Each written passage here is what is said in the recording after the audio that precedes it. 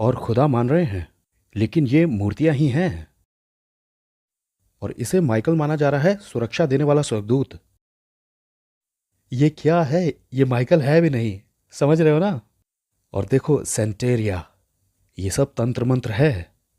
और ये सारी चीजें थी मेरे पास। कैल्डेरो, ये जो है ना, ये कैल्डेरो है। और ये जो है, वो आपको याद है वो टैबरनेकल तंबू जहां लोग यीशु से मिलने जाया करते थे? ये वाला शैतान का टैबरनेकल है तंबू। शैतान के मिलने की जगह थी ये।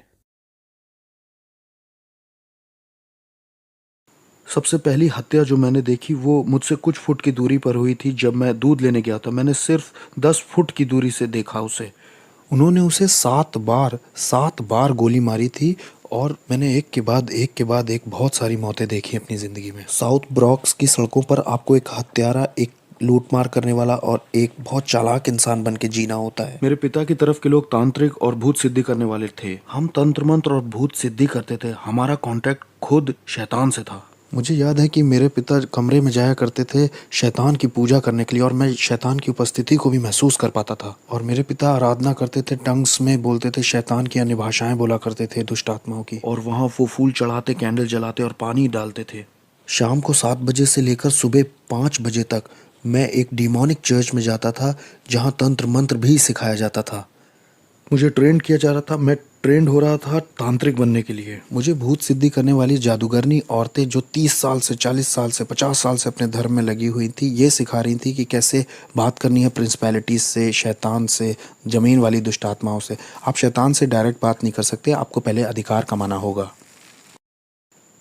जो सबसे पहली बार भयानक हत्या हुई थी जो मैंने बताया, वो यहाँ इस घर में हुई थी। हस्बैंड ने 52 बार पत्नी को चाकू मारा था और उसके सर को काट के अलग कर दिया था।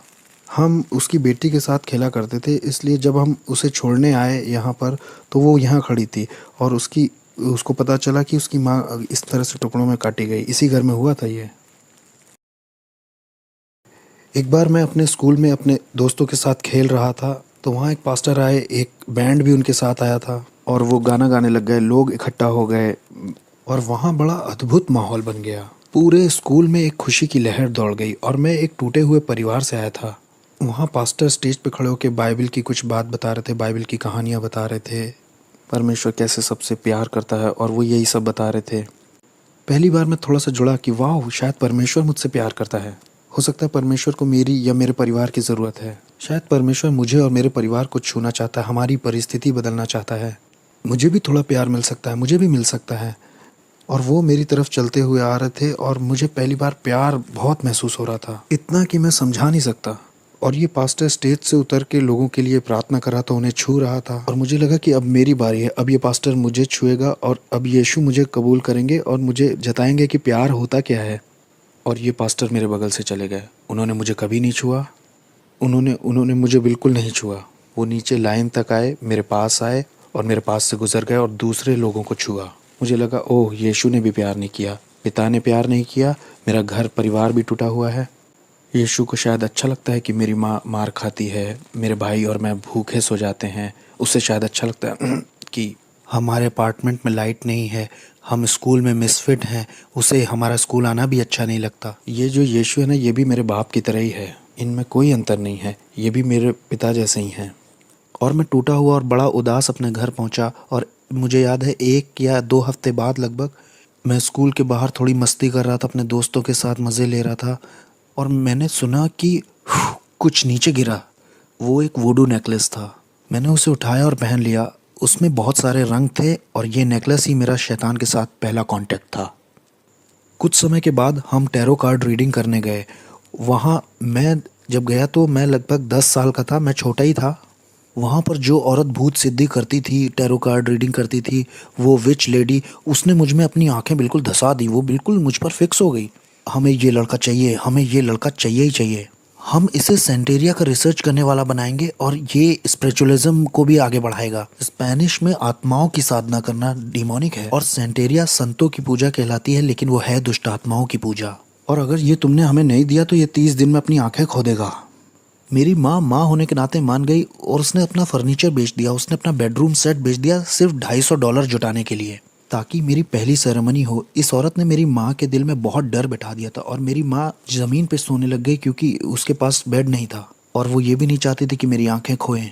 तो इन लोगों ने मुझे अंधकार की दुनिया में आगे बढ़ाया जब मैं 10 साल का था। फिर पहला एनकाउंटर जो मेरा हुआ, मैं जब 10 साल का था, वहाँ डेविल आया और उसने ऑफरिंग भी कबूल कर ली। मेरी ज़िंदगी अब शैतान को सौंप दी गई थी और उन्होंने मेरे गले में 5 मालाएं पहनाई। ये 5 तरह की बड़ी दुष्ट आत्माएं थीं जो आसमानी मकामों में रहती हैं। ये शैतान के नीचे होती हैं। उन्होंने ये मेरे गले में पहना दिया, जिन्हें सेंटेरिया कहते हैं। उन्होंने कहा कि यही रूहें आज से तुम्हारी मदद करेंगी और ये तुम्हारे स्पिरिचुअल गार्डियन एंजल्स हैं और अब से यही तुम्हारी आगे को फिक्र करेंगे। ये जो कोने की बिल्डिंग आप देख रहे हैं इधर, इस कोने की, ये पूरी लगभग खाली रहती थी और मैं और मेरा भाई यहाँ ऊपर से उतर करके और पंप से पानी लेने जाते थे। ये वाला पंप था वो। ये खाली थी और ज़्यादातर अपार्टमेंट यहाँ के खाली ही थे और मैं और मेरा परिवार ही सिर्फ यहाँ रहते थे। मेरा जो पूरा चैपल था वो इन्हीं सब कामों में लगा हुआ था। वो शैतान की पूजा करते थे और हम डिमोनिक चर्च में जाते थे शाम को 7 बजे से लेकर सुबह 5 बजे तक। भूत सिद्धि वाली औरतें और तांत्रिक हमें सिखाते थे। वो बुलाना सिखाते थे, नियम कायदे और अधिकार के विषय में सिखाते थे। इस जगह को कौन देखता है, ऊपर हाकिम कौन है और यहाँ की प्रिंसिपलिटीज का नाम क्या है और किस तरह से हमारा चैनल काम करता है। 13 साल का होते होते मुझे शरीर से आत्मा को अलग करना आ गया था और मैं शरीर घर में छोड़कर स्पिरिट रेल्म में निकल जाता था, अलग क्षेत्रों में, और जाकर वहाँ श्राप बोलता था। अंधकार का साम्राज्य बढ़े और आस पड़ोस श्रापित हो जाए। यहाँ पर होमोसेक्सुअलिटी आ जाए, यहाँ पर डीमंस आ जाए, यहाँ पर spirit of murder, spirit of suicide आ जाए। मुझे अपने आस पड़ोस में ये सारे चैनल्स चलाना आ गया। 15-16 की उम्र आते आते मैं हॉस्पिटल्स में जाके आईसीयूज में मौत हो जाए ऐसा बोलता, दूसरे कमरों में मौत हो, ये इंसान मर जाए, ताकि डेविल की नज़र में मेरा लेवल या मेरा ओहदा और बढ़ सके और मैं न्यूयॉर्क सिटी का सबसे बड़ा डेविल वर्शिपर बनना चाहता था। शैतान मेरा बाप बन गया, उसने मेरे बाप की जगह ले ली क्योंकि मैंने ऐसी दुआ की थी कि मेरे बाप को मार दो। 33 साल की उम्र में मेरे बाप को चेहरे पर गोली मार करके ख़त्म कर दिया था एक नाइट क्लब में एक औरत की वजह से। जब वो घर आ रहे थे, शैतान ने उन्हें ले लिया और उसने कहा कि मैंने पुराने से नए को बदल दिया है और ऐसे डेविल मेरा बाप बना। एक क्लब था इस जगह पर और वहाँ मेरे बाप को मारा गया था जब उनकी उम्र 33 साल की थी। मैंने बताया था ना कि जब मैं छोटा था, लगभग 11 साल का था, तो यहाँ पर एक कॉर्नर पर स्टोर हुआ करता था इधर साइड। जब मैं दूध का गैलन लेने गया था, मेरे सामने उस आदमी को मारा गया था। शैतान का पुजारी होने से मेरा ओहदा अब बढ़ चुका था और इतना बढ़ गया था कि मैं प्रिंसिपैलिटीज़ को और दुष्टात्मा को इधर से उधर भेज सकता था। और मैं जैसे आपके साथ यहाँ बैठा हूँ, ऐसे मैं शैतान के साथ बैठा करता था और वो ह्यूमन फॉर्म में आ जाता था। उसकी उपस्थिति आती थी और मैं सारी रात उससे बात करता था और वो मुझको असाइनमेंट्स देता था। मैं अच्छे क्लब्स में और लॉन्ज में जा कर के चेक करता था कि किसको मैं अंधकार के साम्राज्य में ला सकता हूँ। मैं उनको उनका भविष्य बता देता था, उनकी ज़िंदगी के बारे में, उन्होंने क्या क्या किया है और उनके साथ क्या होने वाला है, ये सब बता देता था। उन्हें बिल्कुल ये अंदाज़ा नहीं था कि मैं कौन हूँ। मैं बस दुष्टात्माओं की शक्तियों से भरा था। मैं खून भी चखा करता था। हर हफ्ते मैं जानवर को काट कर उसका खून पीता था और कभी समय नहीं हुआ या पैसे नहीं हुए तो खुद का हाथ काट करके खुद का खून पी लेता था। हमारे ग्रुप में और जिन लोगों के साथ मैं था वो सब डीमन से जुड़े हुए थे। उनमें डॉक्टर्स थे, लॉयर्स थे, उसमें प्रिंसिपल्स और जजेस और पुलिस ऑफिसर्स भी शामिल थे जो जादू टोने में लगे हुए थे। सिंगर्स जो आज की डेट में बहुत मशहूर हैं वो भी थे। मैं एक हवा के हाकिम को दूसरी जगह भेज सकता था, नीचे ज़मीन की दुष्ट आत्माओं को दूसरी जगह भेज सकता था ताकि उस जगह की चर्च बंद हो जाए, चर्च की ग्रोथ बंद हो जाए और लोगों के सेव होने के सारे मौके छिन जाएं। कभी कभी मैं शराब में धुत होकर के दुष्ट आत्माओं से इतना भर जाता था कि सड़क के बीच में खड़ा होकर के परमेश्वर से कहता था, सुन, तुमसे भी थोड़ा उलझना चाहता हूँ, आओ थप्पड़ मारूं या थूक दूं तुम्हारे मुंह पर, आओ भिड़ के दिखाओ नीचे। मेरी शादी भी हॉलोवीन पे हुई थी। शादी भी डिमोनिक थी जो मैंने हॉलोवीन पे की थी। दूसरी प्रिंसिपैलिटीज़ के डीमंस आए थे मेरी शादी में। कोई इंसानी जात मेरी शादी में नहीं आई थी। वो सब मेरी शादी में आने से डर रहे थे। मेरी शादी बड़ी अजीब थी। मैंने लोगों को इनविटेशंस भेजे, कोई दिखाई ही नहीं दिया तो कोई वेडिंग गिफ्ट नहीं। लेकिन हाँ, दुष्ट आत्माएं आई थी मेरी शादी में और उन्होंने ही बैप्टिज्म दिया। तो मेरी पत्नी और मैं, हम दोनों ही तंत्र मंत्र करते थे और हम अपनी बेटी को भी वही बनाना चाहते थे। मुझे याद है पहली बार जब मुझे इंसान की कुर्बानी करनी थी तो डेविल मेरे साथ कार में अंदर बैठा हुआ था। उसने कहा, मुझसे प्यार करते हो? मैंने कहा, ऑफ कोर्स डैडी। उसने मुझसे कहा कि छत के ऊपर एक आदमी है, वो तुम्हें नुकसान पहुंचाने आया है, तुम्हारा पैसा चुराने आया है, तुम उसे मेरे लिए मार दो अगर प्यार करते हो तो मैं छत की ओर ऊपर जाने लगा। मुझे याद है मैं 12वें माले में रहता था, और जब मैं छत के ऊपर पहुंचा तो वो छत के पीछे वाले हिस्से सीढ़ियों पर छुपा हुआ था, और ये आदमी 6 फुट 5 इंच का, वो लगभग 250 पाउंड का होगा। मैं डीमन पजेस्ड हो गया था और मेरे अंदर दुष्टात्मा गई, मैंने महसूस किया, और अब मैं नहीं रह गया था। मैं उसे पकड़कर अपने अपार्टमेंट में ला के उसे चाकू मारना चाह रहा था, क्योंकि मेरे पास एक कार्डोन पॉट था जो लगभग 100 पाउंड का होगा। उसमें 9 तरह के हथियार लगे थे जो 9 अलग तरह से इस्तेमाल किया जाता था। और जैसे ही मैं उसे पकड़ने चला और उसे अपार्टमेंट में खींचने, वो बस मेरे हाथ से फिसल गया और गायब हो गया। वो नीचे स्टोरवे के पास कूद गया। वो ऐसा जैसे ओलंपिक के एथलीट कूदते हैं, करके कूद गया।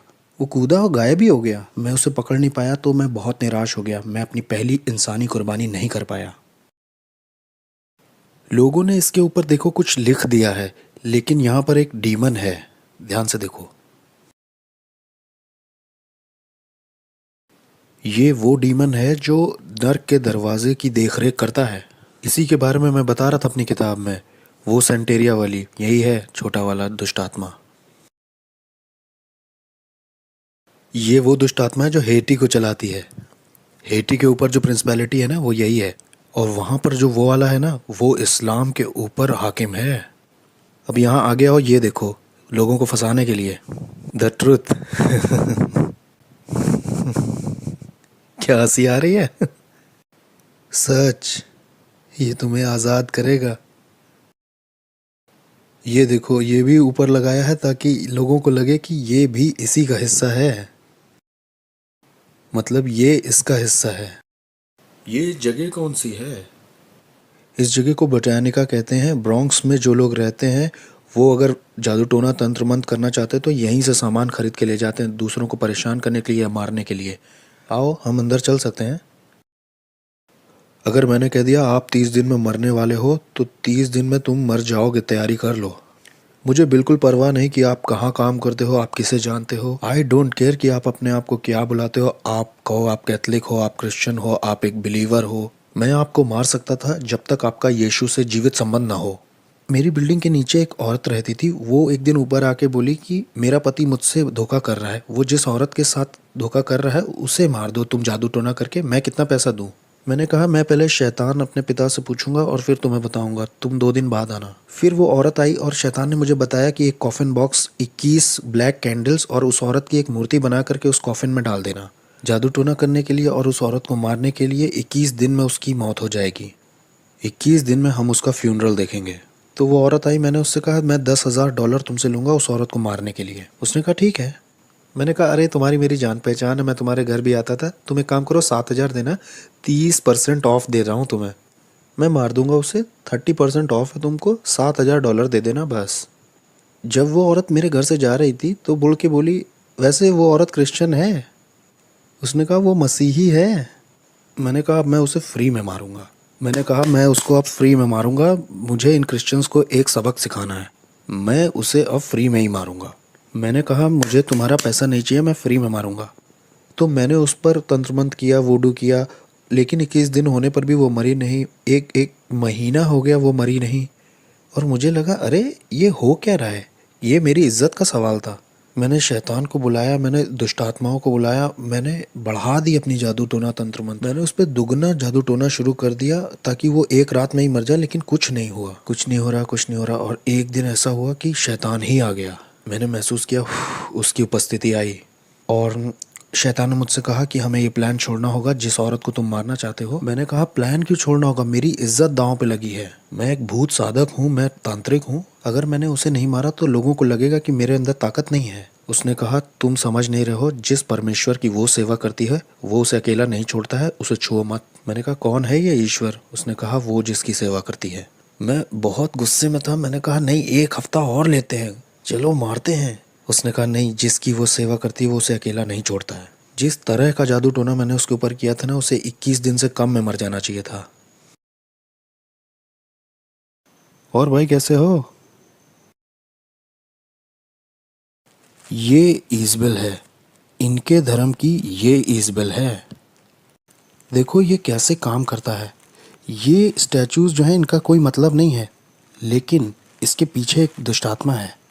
तो अपने खुद के लिए मुझे उसे पहचानने के लिए इसका बनाया जाना बहुत ज़रूरी है, नहीं तो मैं उस आत्मा से नहीं जुड़ सकता। उस दुष्ट आत्मा से मेरी जान पहचान नहीं हो सकती। हमारे बीच में कुछ कॉमन नहीं है। मैं आदमी हूँ, वो एक आत्मा है, और आत्माओं में भी वो दुष्ट आत्मा है। मैं उससे जुड़ ही नहीं पाऊंगा। उससे जुड़ने के लिए मुझे इसको बीच में लाना ही होगा। ये इंसानों की तरह दिखते हैं, लेकिन इस आदमी के पीछे भी एक कहानी है। उस कहानी की वजह से ही आप उससे जुड़ सकते हो, और ये दुष्ट आत्मा उसकी वजह से चलन कर सकता है। और ऐसा ही इन लोगों के साथ भी है। बाद में इनके नाम रखे जाते हैं, और इनके भी जन्मदिन होते हैं, इनके भी अपने दिन होते हैं। किस तरह से इंसान फंस के पकड़ा जाता है इस दुष्ट आत्मिक संसार में और तंत्र मंत्र में, जानते हैं? ये वो जाल हैं जिनसे दुष्ट आत्माएं ऑपरेट करती हैं, अपना चलन करती हैं। इन्हीं मूर्तियों की वजह से इंसान अपने सारे शैतानी काम और शैतानी मजहब चला पाता है। यहाँ ऐसी कोई चीज़ नहीं है जिसे पवित्र कहा जा सके, बस एक ही है, वो हम हैं। इस जगह पे होता क्या है?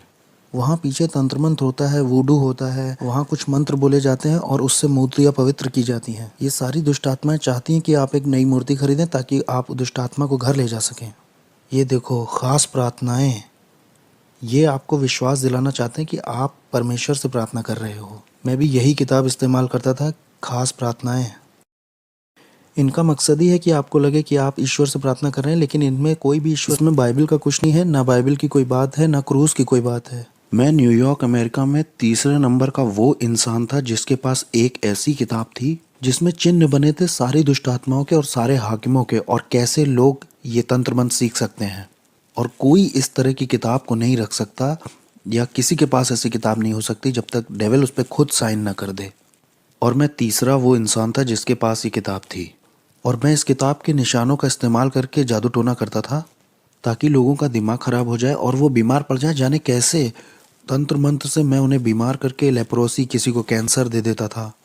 मैंने लोगों के ऊपर ऐसा जादू टोना किया कि उनके साथ गर्भपात हो, उनके जीवन में अबॉर्शन आ जाए, लोग हॉस्पिटल जाएं, सर्जरी ही करवाएं, बिना सर्जरी के हॉस्पिटल में रहें। जादू टोने से मैंने लोगों को पागल भी किया है। मैंने जादू टोना करके लोगों के ऊपर दुष्ट आत्माएं भेजी, बाइपोला की, सिजोफ्रेनिया की, और भयानक बीमारी और सुसाइड की स्पिरिट। मैं रात भर बैठकर शैतान से घंटों बात किया करता था। जब क्रिश्चियंस यहाँ चर्च भी 1 घंटे के लिए नहीं जाते, बहुत से क्रिश्चियंस 1 घंटे दुआ भी नहीं करते। आत्मिक संसार ज़्यादा रियल है इस संसार से जो दिखता है। और हमने इसे महसूस किया था कि जो कुछ यीशु में ढका हुआ नहीं है उसे बहुत आसानी से टारगेट बना सकते हैं गिराने के लिए। जैसे नास्तिक लोगों को आराम से मार सकते हैं हम। यहोवा विटनेस वाले लोग आसानी से मारे जा सकते हैं। मोर्मोन्स भी आसानी से मारे जा सकते हैं। और ऐसे लोग भी जो कहते हैं शैतान होता ही नहीं है, वो भी बहुत आसानी से मारे जा सकते हैं, क्योंकि वो आत्मिक सहायता कभी मांगेंगे ही नहीं।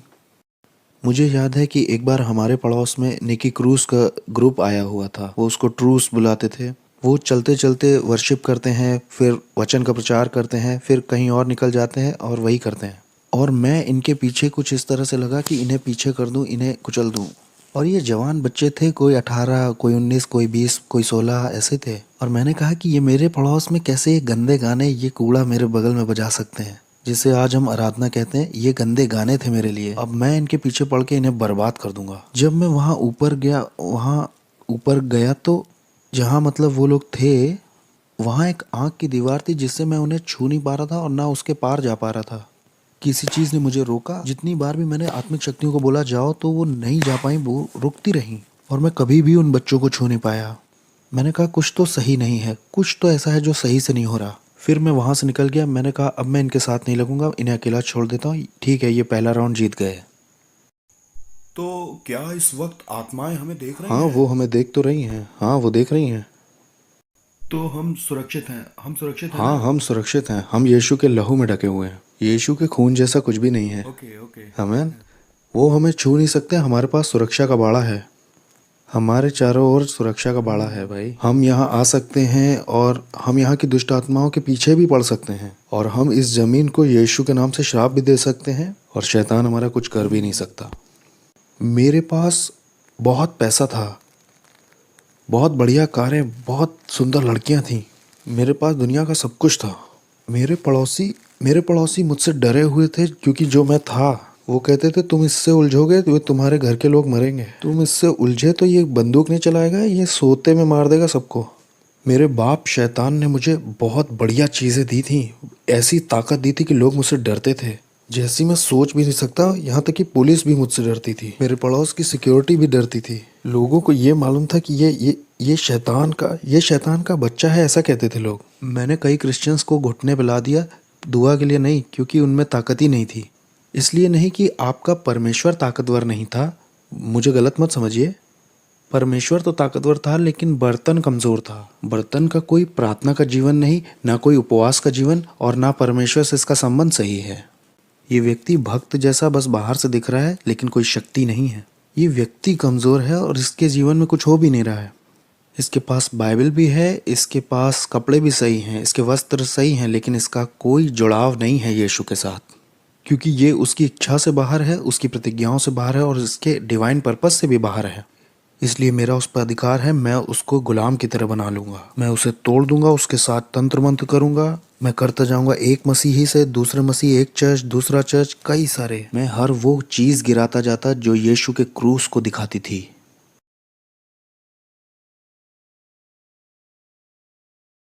बहुत ही दुष्ट आत्माओं से भरी हुई जगह है। तो इस जगह का बहुत असर होगा ना आस पड़ोस पर? हाँ, और क्या। ये जो पूरा एरिया है ना, ये इसी की वजह से लॉक्ड है। ये शैतान का गढ़ है, हम शैतान के गढ़ में गए थे। इस गढ़ का पूरा बाजार नरक से था। सोचिए, ये जाते हैं $100-200 लेकर के ये सब खरीदने के लिए, और इससे उन्हीं का नुकसान होता है, इससे दूसरों का, गरीबों का भला हो सकता है। इससे उन्हें लगता है कि उनकी ज़िंदगी और अच्छी हो जाएगी, उनकी ज़िंदगी और बेहतर बन सकती है। इससे वो सोचते हैं कि उनकी उन्नति होगी, उनके शाप, उनकी पीढ़ियों के शाप टूटेंगे। ये मोमबत्तियाँ, ये वुडू खरीदने से इन्हें लगता होगा, लेकिन परमेश्वर कहता है कि ये तुम्हें फ्री में दे रहा हूँ मैं, बस अपनी ज़िंदगी मुझे दे दो और मैं तुम्हें आज़ाद करूँगा। लेकिन ये इन्हें नहीं चाहिए, ये उनके लिए बहुत मुश्किल है, ये तो इनके लिए बहुत कॉम्प्लिकेटेड है। लोग इस तरह की जगह में आते हैं, $200 भी खराब करते हैं और ज़िंदगी सोचते हैं अच्छी हो जाएगी और बहुतायत से भर जाएगी। हेटी के ऊपर जो दुष्ट आत्मा है, उससे मेरा कांटेक्ट था, उसका नाम है कैंडेलो, उससे मेरा संपर्क था। और मायामी के दुष्ट आत्माओं से भी संपर्क था, अफ्रीका की दुष्ट आत्माओं से भी था, न्यूयॉर्क के ऊपर जो हवा के हाकिम हैं उनसे भी था, कुछ और भी थी जो दुनिया भर में जाना चाहती हैं। यहाँ पे एक सड़क है, वहाँ दूसरी दुष्ट आत्माएं हैं, हाकिम हैं। 42 नंबर की सड़क पर जो दुष्ट आत्मा है वो यहाँ आना चाहती थी।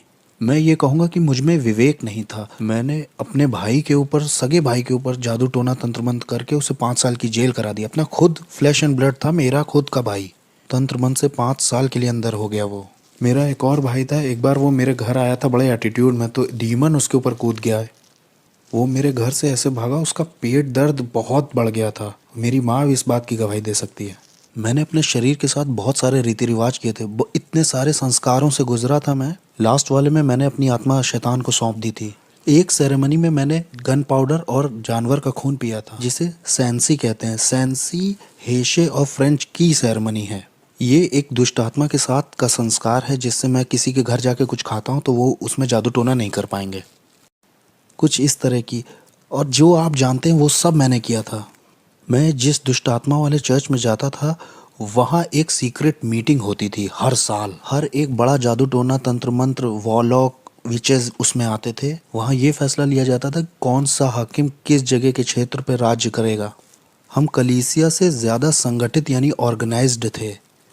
अंधेरे का जो साम्राज्य है वो यीशु मसीह की कलीसिया से ज़्यादा ऑर्गेनाइज्ड है। हमें पता था सेरेमनीज कैसे करनी है। अगले साल की तैयारी इस साल के ख़त्म होने से पहले ही हो जाती थी। यहाँ क्रिश्चियंस 1 घंटे के लिए प्रार्थना नहीं करना चाहते हैं। यहाँ क्रिश्चियंस का लगातार वाला रिश्ता नहीं है चर्च में परमेश्वर के साथ।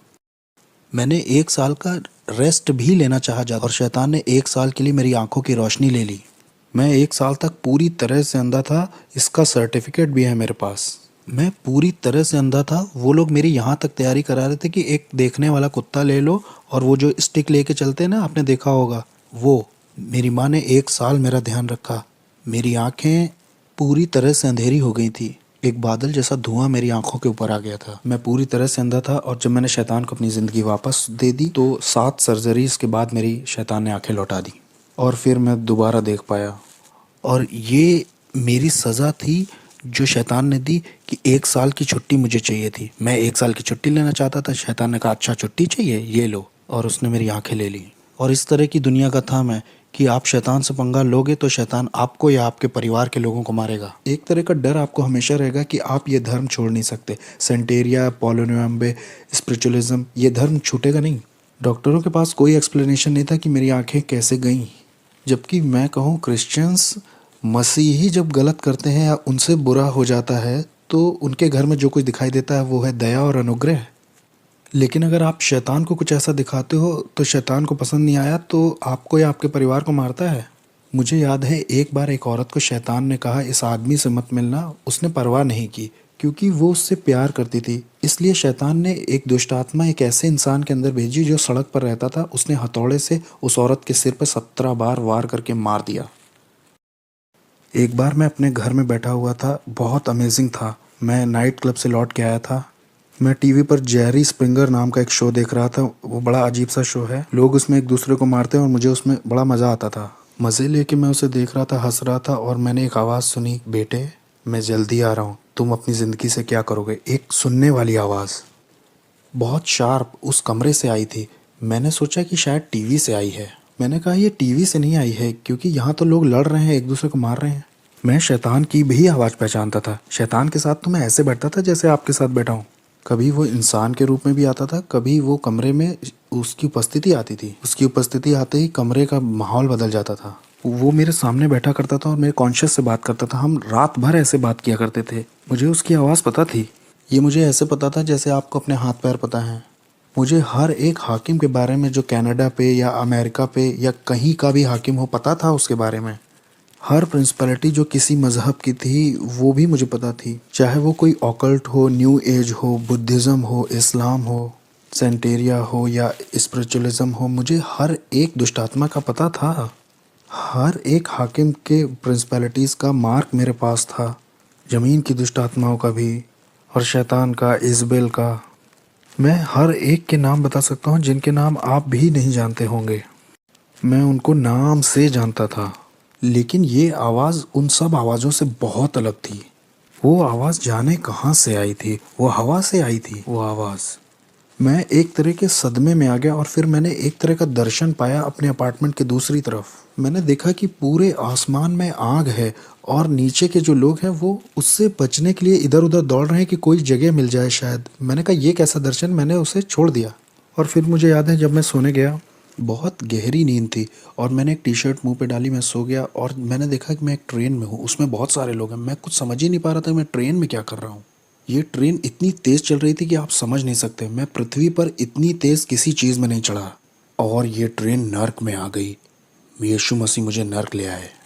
और जब मैं नर्क में पहुंचा तो वो ट्रेन दरवाजे से बहुत कस के लड़ गई। एक इतनी तेज़ आवाज़ हुई कि सब खुल गया और बहुत गर्मी बाहर आ रही थी, न जाने कहाँ से। वहाँ सांस लेने में भी बहुत दिक्कत हो रही थी। मैं ट्रेन से जैसे बाहर आया तो उसमें जो लोग थे उनके चेहरे नहीं दिख रहे थे, लेकिन उनके चेहरे पर डर दिखाई दे रहा था। वो डर आप महसूस कर सकते थे। ये डर इस बात का था कि आप वहाँ से कभी बाहर नहीं निकलेंगे।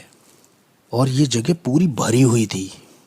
और मैंने कहा मैं यहाँ के लिए नहीं बना हूँ, मैं यहाँ नहीं मर सकता ना, मुझे यहाँ नहीं मरना, ये मेरे लिए नहीं है। मैं यहाँ के लिए पैदा नहीं हुआ हूँ। मैं अपने आप से ही बातें कर रहा था। मैं यहाँ नहीं रहने वाला। इसलिए मैं एक कोई सुरंग ढूंढने लगा जहाँ से मैं निकल सकूँ।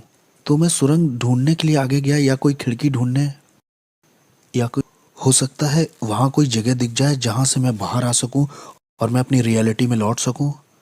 लेकिन वहाँ कोई गैप नहीं था। मुझे याद है वहाँ जितना मैं आगे उस सुरंग में जा रहा था उतना ज़्यादा मुझे डर घेर रहा था और मुझे लोगों की तकलीफ़ें सुनाई दे रही थी, आवाज़ें।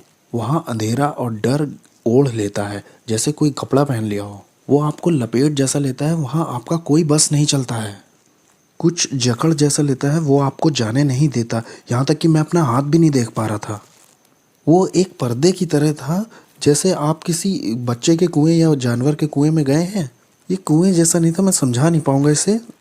और इसमें से बहुत गर्मी और बदबू बाहर रही थी, ऐसा जैसे न्यूयॉर्क सिटी के गटर खुल गए हों।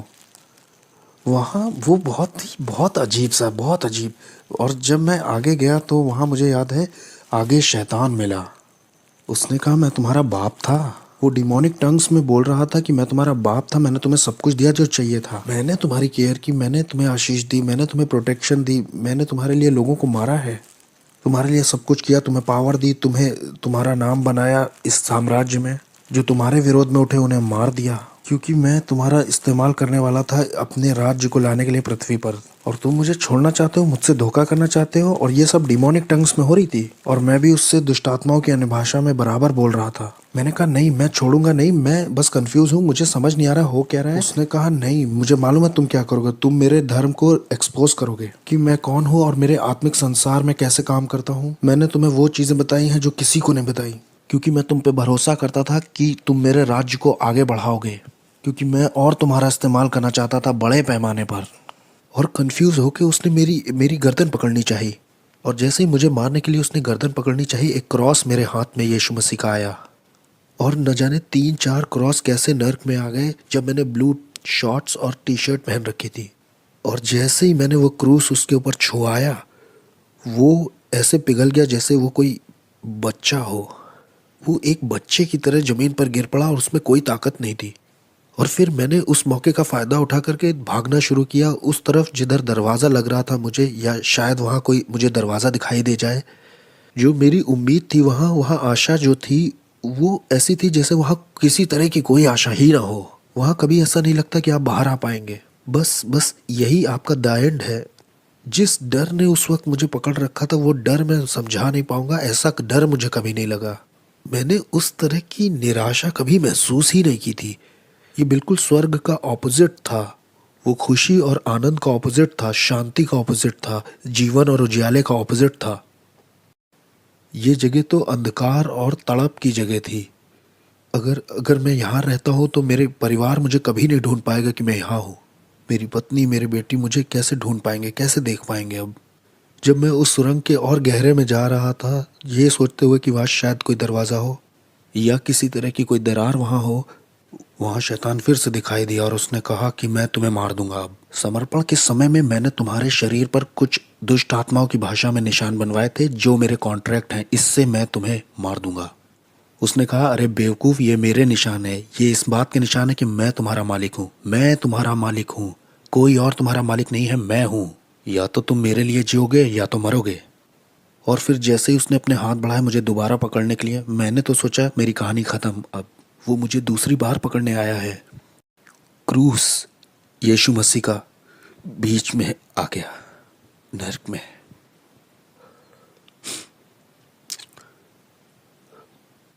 कोई प्यार नहीं है क्रूस से बढ़ के जो मेरे जैसे पापी के लिए आए नर्क में।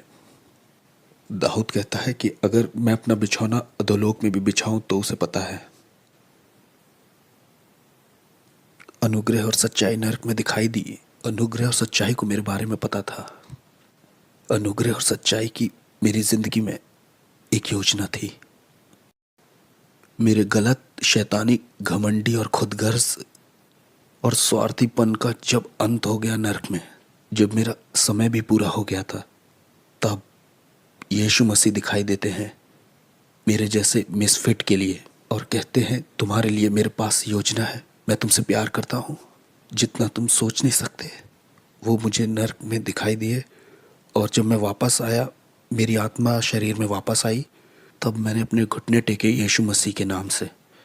मेरे पास $1,00,000 का सामान था तंत्र मंत्र का, मैंने फेंक दिया। मैंने तंत्र मंत्र सब फेंक दिया। मैंने अंधेरे के साम्राज्य से जुड़ी हर एक चीज़ फेंक दी। हेटी के लोग और क्यूबा के लोग और मियामी, न्यूयॉर्क के लोगों ने सोचा कि इसे मार दे क्योंकि ये बहुत जानता है, क्योंकि इसे बहुत कुछ पता है, इसलिए इसे मारना चाहिए। हमें इसे मारना ही होगा क्योंकि ये बहुत कुछ जानता है। ये अब हम में से एक नहीं रहा, इससे मारना तो ज़रूर है। वो आए मुझे मारने के लिए, उन्होंने अपनी तरफ से कोई कसर नहीं छोड़ी। मैं दिन में सोने लगा था क्योंकि दिन और रात दुष्ट आत्माएँ आती थीं और मुझे बहुत टॉर्मेंट करती थीं, बहुत सताती थीं। ये सब 30 दिन तक चलता रहा। 30 दिन तक वो मेरे गले को पकड़ते थे, वो मेरे बिस्तर को मुझे उठा के फेंक देते थे। मैं बिस्तर पर लेटे महसूस करता कोई मेरे बगल में लेटा हुआ है, बर्फ़ के जैसा कोई ठंडा, और जैसे मैं मुड़ के देखता तो मैंने डेविल को खुद देखा वहाँ लेटे हुए। ये सब चलता रहा 30 दिन तक, एक के बाद एक। मुझे सताया जा रहा था, टॉर्चर किया जा रहा था, पागल करने की कोशिश की जा रही थी। मेरे शरीर से मेरी आत्मा खींचने की कोशिश की जा रही थी। मैं रात में ऐसे डरता था जैसे रात में कभी नहीं डरा। 30 दिन तक मैं चिल्लाता रहा और मुझे प्रार्थना करना भी नहीं आता था। सिर्फ बोलता था जीसस जीसस जीसस। प्रार्थना आती नहीं थी तो वो बहन तो इस तरह से चर्च में प्रार्थना करती, लो वो भाई ऐसे प्रार्थना करता है।